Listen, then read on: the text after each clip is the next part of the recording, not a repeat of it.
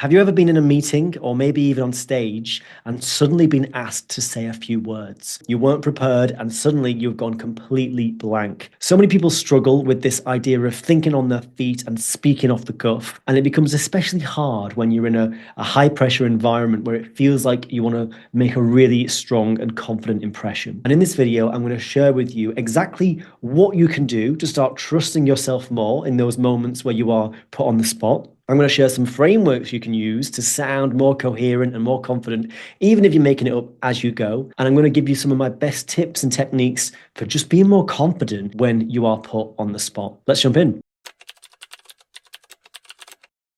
People who are not very good at improvisation, they tend to clam up and they overthink what they're about to say. So if I ask you a question, you immediately start thinking, shall I say that? Oh, if I say that, what about this? Is that the wrong thing? Is this the right thing? How will people take it? And it becomes analysis paralysis. And the more they overthink it, the more their brains fries, the more awkward they feel, and it becomes a disaster. Versus the best people at this don't think about it at all. They are completely spontaneous. They just go with the first thing that comes to mind and they see where they end up. And I like to use the analogy of being next to a very fast flowing river. And some people are just diving straight in because they're very confident swimmers and they know that wherever the current goes, they'll just take themselves downriver and they'll be fine. And they're enjoying it, they're having a brilliant time. And then other people who are not very confident swimmers, they're stood at the edge of the river and they just remain at the edge, stuck, not enjoying themselves and not going anywhere. And this is exactly the kind of thing that happens when you are speaking.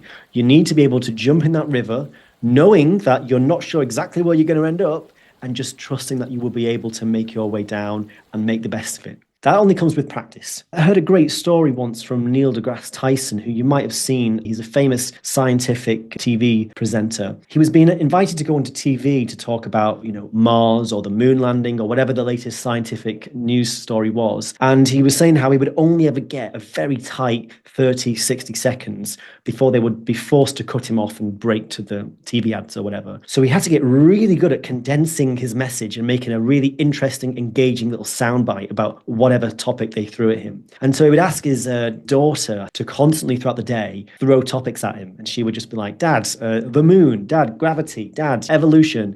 And he would respond and practice giving her these 60-second sound bites. And he did it so many times that then when he's in this high pressure scenario in a TV studio and it's happening for real, he nails it every single time. What do you think happens when we die?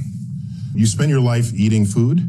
Food has a calorie content, and calorie is a source of energy. Calorie is a unit of energy. You bring it in, and then the energy is available for you to maintain your body temperature at nearly 100 degrees, it's 98.6. How do you keep something at 100 degrees when nothing else around you is?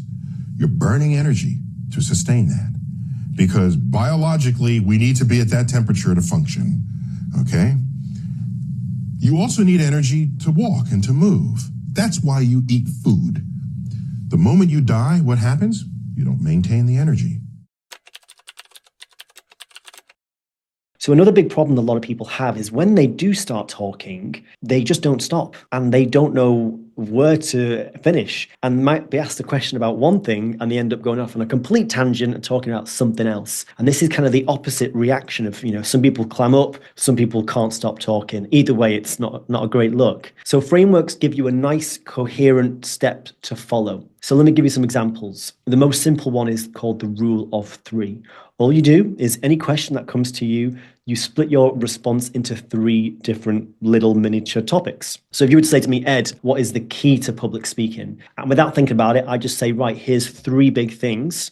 I might not have even decided what those three things are yet, but now I've got my guardrails in place.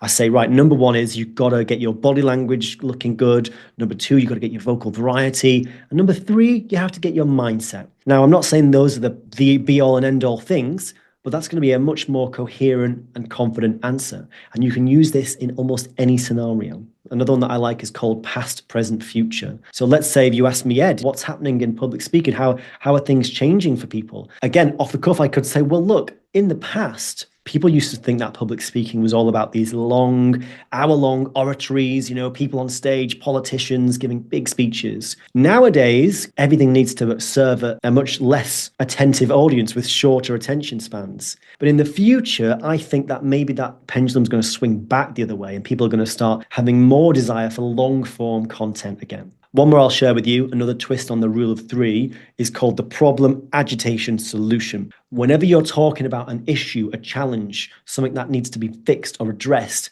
this is the framework for that. So you begin with the problem, then you agitate it by saying what is the knock-on consequences, and then you give your solution. So maybe you're at work and someone says to you, numbers are down, what do you think we should do?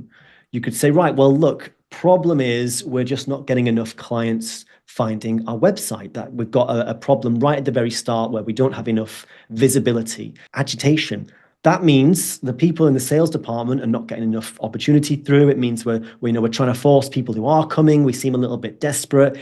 And then solution, what we need to do is up our marketing spend. If we're getting more leads at the front end, then it's going to be much easier downstream to kind of keep things going. Out of my depth with that one because I'm not a marketing expert, but again, you see the power of this framework. It allows you to have a really clear guide of what you're saying without going off topic and without getting anyone confused.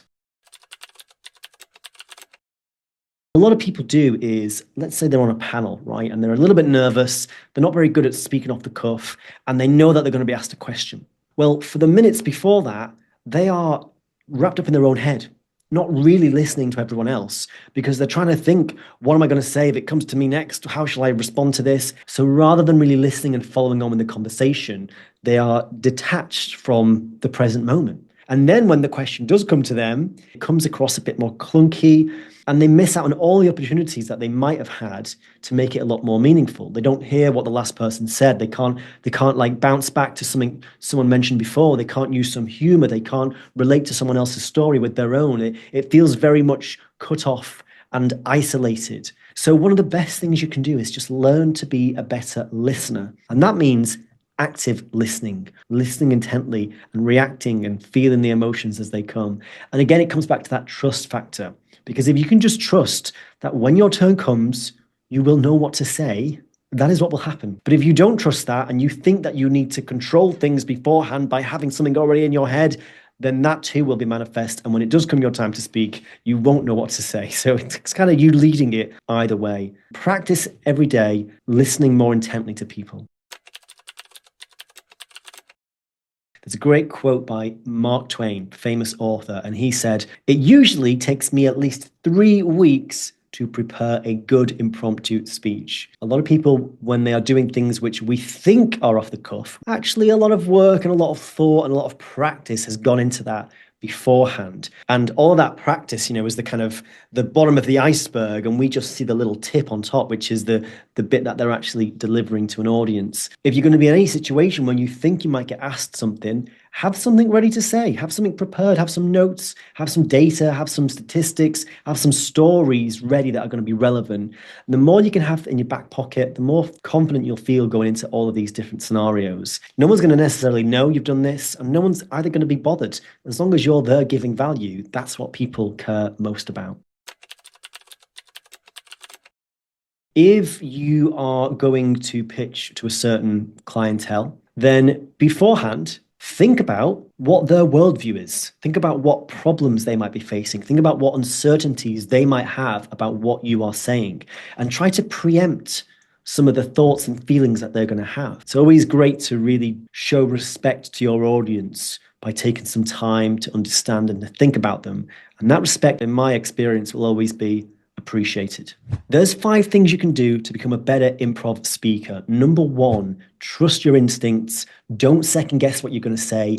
Get used to just jumping in that river and seeing where you end up. Number 2, have some frameworks in your back pocket that you can get out when you need them to give your answers more structure and sound more cohesive. Number 3 is to become a better listener. Don't sit there waiting for your turn to speak or being in your own head thinking what you're going to say. Just be present and again, trust that you will know what to say when the time comes. Number 4, try to figure out what might come up beforehand, do some work, do some planning. Don't just leave it all to the last minute. And attached to that, number 5, think about your audience. Think about what questions they're going to want to know and how they're going to feel, and preempt some of that before you go in. And if you do all these things and you practice them enough, then you can really learn to love that experience of being in the moment and thinking on your feet and answering things on the fly. So with that said, if you want any more help with this, I have a coaching program specifically for business leaders, professionals, founders, anyone who really needs to leverage the skills of public speaking for their own professional